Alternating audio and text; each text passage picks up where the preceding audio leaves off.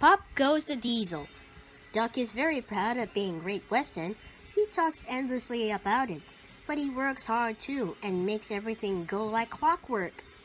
Today, it was a splendid day on the island of Sodor. The trucks and coaches were behaving well, and the passengers had stopped grumbling. But the engines didn't like having the two bustle about. There are two ways of doing things, Duck told them. The Great Western way or the wrong way. I'm Great Western and don't we know it? The engines groaned. James, Gordon, and Henry were glad when a visitor came. He peered smoothly towards them. The fat controller introduced him.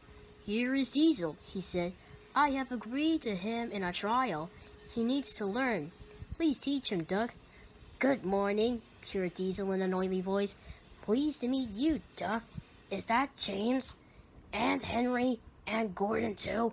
I am delighted to meet such famous engines. The silly engines were flattered. He has very good manners, they murmured to each other. We are very pleased to have him in our yard.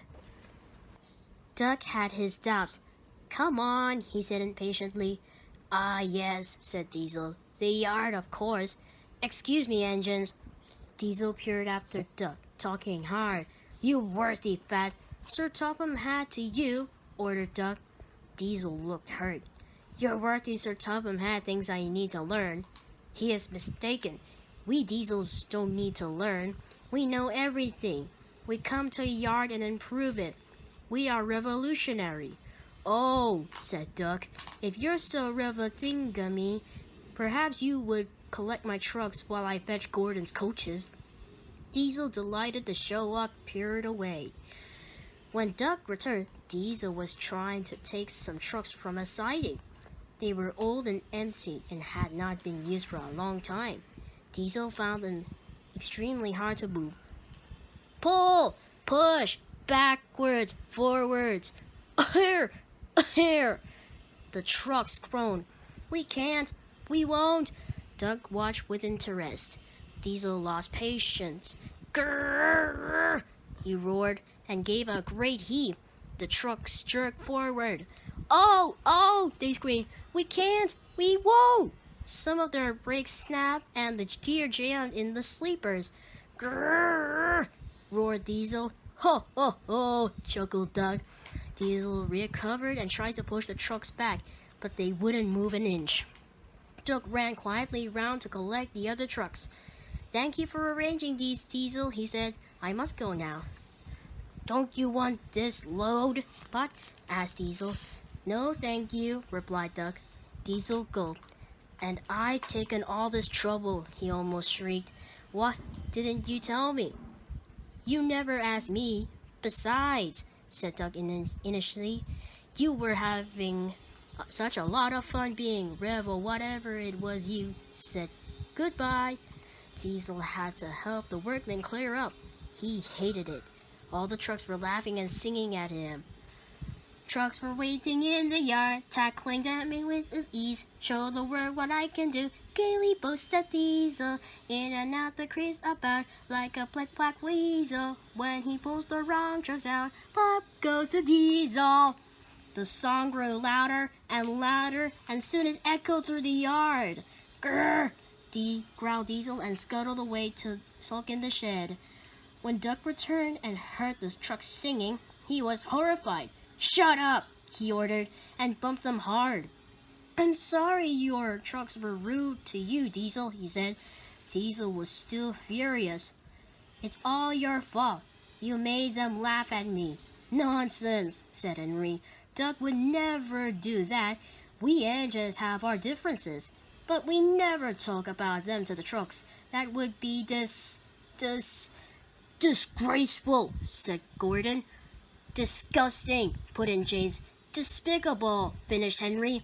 Diesel hated Duck. He wanted him to be sent away, so he made a plan. He was going to tell lies about Duck. Next day, he spoke to the trucks. I see you like jokes.